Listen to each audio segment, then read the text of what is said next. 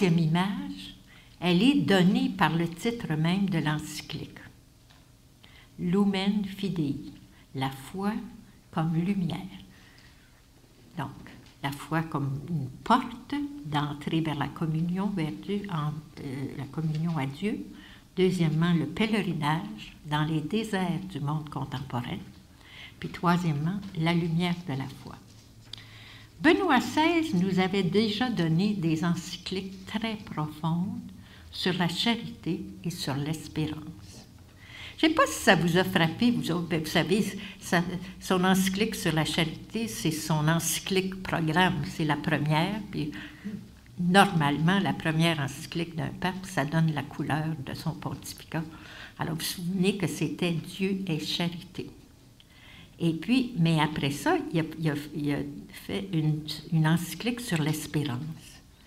Puis moi, dans cette encyclique-là, je suis toujours restée fixée sur le paragraphe 48. Il y a 50 paragraphes dans cette encyclique-là, mais le paragraphe 48, là, il est question de dire, c'est pas mot à mot, là, mais c'est quelque chose dans la ligne, s'il y a quelque chose pour laquelle vous n'avez pas dit merci quand c'était le temps, faites-le maintenant.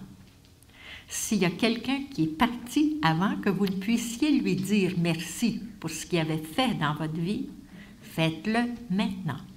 Si vous n'avez pas donné un pardon que vous souhaiteriez maintenant avoir donné, faites-le maintenant.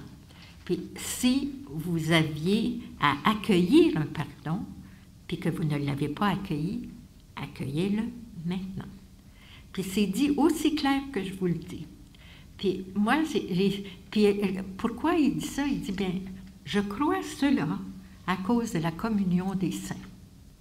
Alors, vous savez, on ne peut pas dire que Benoît XVI, c'est le genre sentimental. Alors, moi, quand je l'entends dire, si vous n'avez pas dit merci quand c'était le temps, on est toutes comme ça, hein? Nos parents, des gens qui nous ont éduqués, tout ça, même si on leur a dit merci, avec le temps, on s'aperçoit qu'on aurait dû leur dire 1000 fois plus souvent. Alors, moi, je suis contente de savoir ça, que de par la communion des saints, ça a du sens et ça a de la portée de faire ça. Bon, mais ça, c'est pas de ça qu'on se parle ce soir. Alors, après les encycliques sur la charité et sur l'espérance, bien sûr que nous attendions de lui l'encyclique sur la foi. Puis, elle est bien venue en 2013, mais elle est venue sous la plume, sous la signature, je devrais dire, du pape François. Mais, si vous regardez bien au paragraphe 7 de cette encyclique, il est dit par François, Benoît XVI avait déjà pratiquement achevé une première rédaction d'une lettre encyclique sur la foi. Je lui en suis profondément reconnaissant et dans la fraternité du Christ, j'assume son précieux travail, ajoutant au texte quelques contributions ultérieures. Alors, cette image, donc, c'est l'image de la lumière. Et puis, là, je m'arrête juste dans l'encyclique au paragraphe d'introduction qui essaie de commenter un peu le fait qu'on va parler de la foi comme une lumière.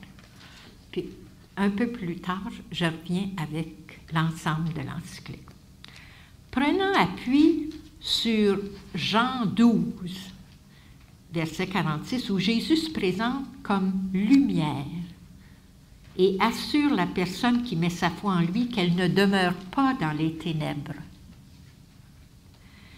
Donc, en prenant appui sur ce texte de Jean, puis en prenant appui sur la deuxième lettre aux Corinthiens, chapitre 4, verset 6, où Dieu est présenté comme celui qui a resplendi dans nos cœurs. L'encyclique s'ouvre par l'expression « la lumière de la foi ». C'est les premiers mots de l'encyclique. Référence dans ce même paragraphe-là est aussi faite au soleil. Puis, ce qui est dit dans l'encyclique, le soleil était objet de culte chez les païens qui étaient épris de lumière. Mais l'encyclique ajoute immédiatement, même si le soleil renaissait chaque jour, on comprenait bien qu'il était incapable d'irradier sa lumière sur l'existence de l'homme tout entière, sur l'existence tout entière de la personne humaine. Alors le soleil a beau être puissant, il n'est pas capable d'illuminer toute ma vie. En effet, le soleil n'éclaire pas tout le réel. Il n'arrive pas jusqu'à l'ombre de la mort. Et de citer Justin, qui, vous savez, il y a un dialogue, Saint-Justin, ça c'est 2e siècle, hein? Et puis, alors, qui dans son dialogue avec l'opposant Tryphon, lui dit, « Est-ce qu'il s'est trouvé un seul homme qui voulut mourir en témoignage de sa foi au soleil? En connaissez-vous? » La finale de ce même paragraphe de l'encyclique, qui est inspirée de Jean 11, vous savez, la résurrection de Lazare, puis Marthe, « Celui qui croit voit. » La foi comme une lumière. Celui qui croit voit.